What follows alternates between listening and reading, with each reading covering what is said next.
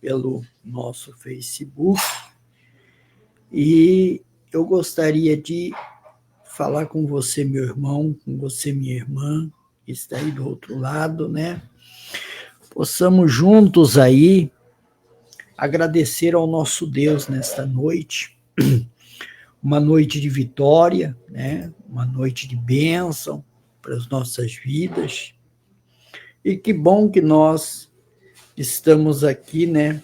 Que bom que nós estamos aí. Vamos compartilhar uma palavra da parte de Deus aí das nossas vidas, falando desse amor, né? Dessa graça de Deus, né? Hoje eu estava vendo e a gente recebeu aí alguns pedidos de oração, né? Por mais que a gente queira se esquivar, né?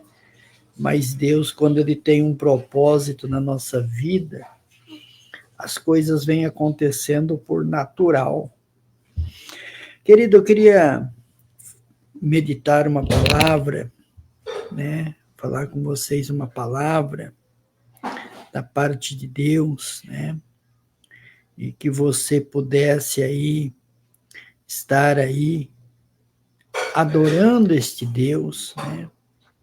Você estivesse aí levando este amor de Deus, né, para as nossas vidas. E é tão bom, né, poder compartilhar. É tão bom poder compartilhar deste amor, desta graça de Deus nas nossas vidas, né? E podemos aí levar o amor, né, condicional de Deus, né, levar esse amor e trazer também a essência, né, do poder de Deus para as nossas vidas. Quando nós abrimos a nossa Bíblia, no livro de Marcos, no capítulo de número 11, e o verso de número 22, nós vemos aqui uma passagem bastante importante para as nossas vidas. Quantas pessoas, neste momento, precisa de uma palavra? Quantas pessoas, neste momento, precisa de um milagre? Quantas pessoas, neste momento, estão buscando a graça de Deus? Quantas pessoas estão vivendo, né? Hoje eu tive conversando agora na parte da tarde com uma pessoa e ela me disse, olha, muitas vezes é tão difícil, né? A gente passa por tantas lutas, por tantas dificuldades e parece que não tem ninguém que nos ajuda, né? E quantas pessoas pedem oração, né? Como hoje, né? Ali pediu oração para nós, a Laine, o Aleph, né? Pediu oração, né? A Lani pediu oração porque por diabetes e ansiedade, nervosismo. Quantas pessoas, querido, estão vivendo essa ansiedade? Quantas pessoas estão vivendo esse problema, essa dificuldade, nervosismo, ansiedade, estresse, não é? Quantas pessoas, e pessoas até que estão dentro de igrejas, pessoas que estão tendo uma vida religiosa, mas estão vivendo nesse sistema, estão vivendo nessa ansiedade, nesse problema, nessa dificuldade, não é? E Jesus, então, ele vem nos ensinar a como sair dessa situação, a como sair desse problema, né? O Aleph também pediu oração, né? Aí, para a sua vida e para a sua família. Então, são muitas pessoas que hoje estão vivendo esta situação. São muitas pessoas que estão vivendo um momento, né? E se a gente observar o estresse, o nervosismo, né? Os dias estão sendo abreviados. E Jesus, então, ele diz para os seus discípulos: tendes fé em Deus. E quando nós olhamos para isso, nós entendemos o projeto que Deus tem nas nossas vidas. Então, são muitos, são números, né? As pessoas estão muito ansiosas, muito nervosas, as pessoas estão muito agoniadas, não é? Por quê? Porque muitas vezes se esquece, né?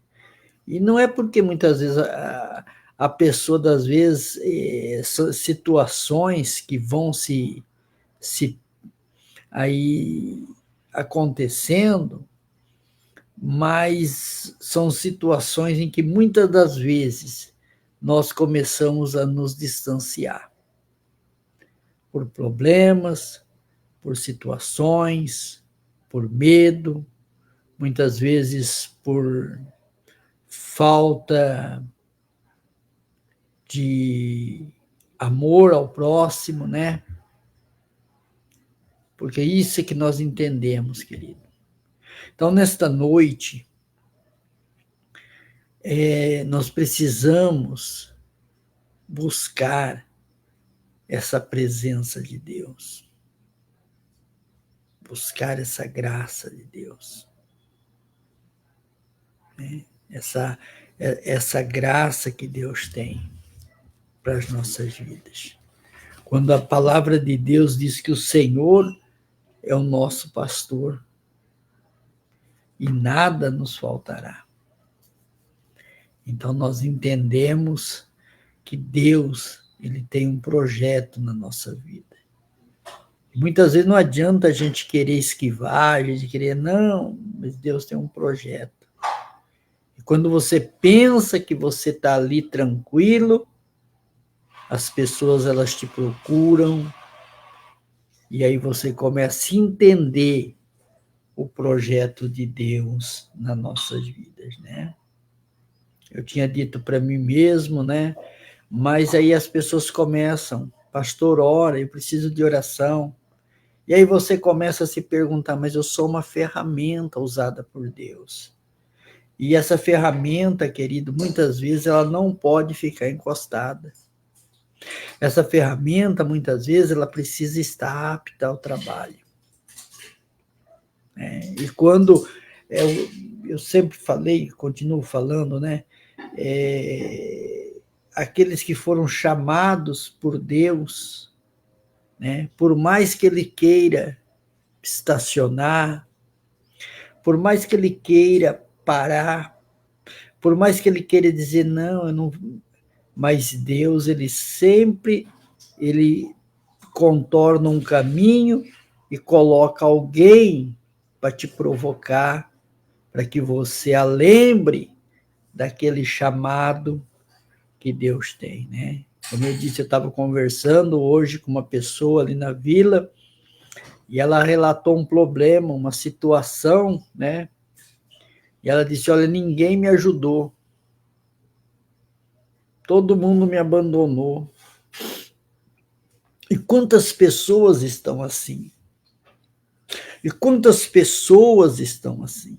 E eu disse para ela, mas nós, muitas vezes, temos que olhar para Jesus. Ele é o bom pastor. E Ele não vai deixar nos faltar nada. Então a gente fica vendo quantas pessoas sofrendo, quantas pessoas, querido, passando por lutas, por dificuldade, não é? Mas eu quero dizer para você nesta noite que Deus tem um propósito nas nossas vidas.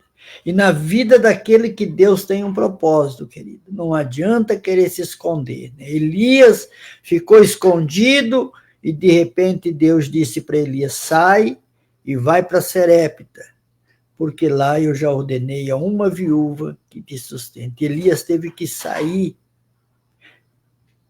Elias, quando derrotou aqueles 450 profetas de Baal, 400 de Acera, e Elias, depois que recebe uma notícia que Jezabel queria o seu pescoço, Elias foge, e de repente Deus diz, Elias, ainda tenho 7.000 que não se dobraram.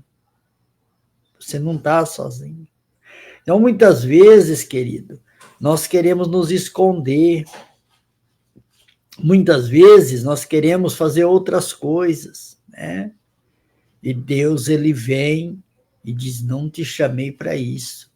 Eu te chamei para uma outra missão, né? Eu não te chamei você para fazer isso, aquilo ou aquilo outro. Eu te chamei você para ser um atalaia no meu reino. Quando nós olhamos para o Salmo de número 121, ele diz assim, elevo os meus olhos para o monte, de onde virá o meu socorro. Querido, nosso socorro vem do Senhor, que fez o céu e a terra. Então, quem sabe nesta noite, eu estou falando para alguém, como eu um dia, disse, vou me esconder, né? Mas não, chega, muita desilusão, muitas coisas frustradas, e de repente, Deus vem e te coloca de novo no páreo. Diz, não te chamei eu. A mesma situação de Josué, né? Veja bem, quando Josué assume o povo, né? No primeiro capítulo de Josué, o que Deus disse para Josué? Olha, Josué, eu vou assim como eu fui com Moisés, eu vou ser com você, camarada. Tranquilo. Só que tem uma coisa. Antes você medita na minha lei de dia e de noite, você se esforce, né? Não tenha medo, porque eu farei você prosperar sobre essa terra. Então, querido, eu quero pedir para você, né, que nós estamos aqui para abençoar a sua vida, que nós estamos aqui para levar uma palavra de fé, né? Filipenses, capítulo 4, verso 19, diz assim, e o meu Deus, segundo sua riqueza e glória, há de suprir todas as nossas necessidades em Cristo Jesus. Querido, que Deus abençoe a sua vida, que Deus te guarde, que a paz de Cristo estenda ao seu coração, que você tenha um sábado abençoado, um domingo de vitória, uma semana de milagre, e voltaremos a qualquer momento. Que Deus abençoe e uma boa noite para você.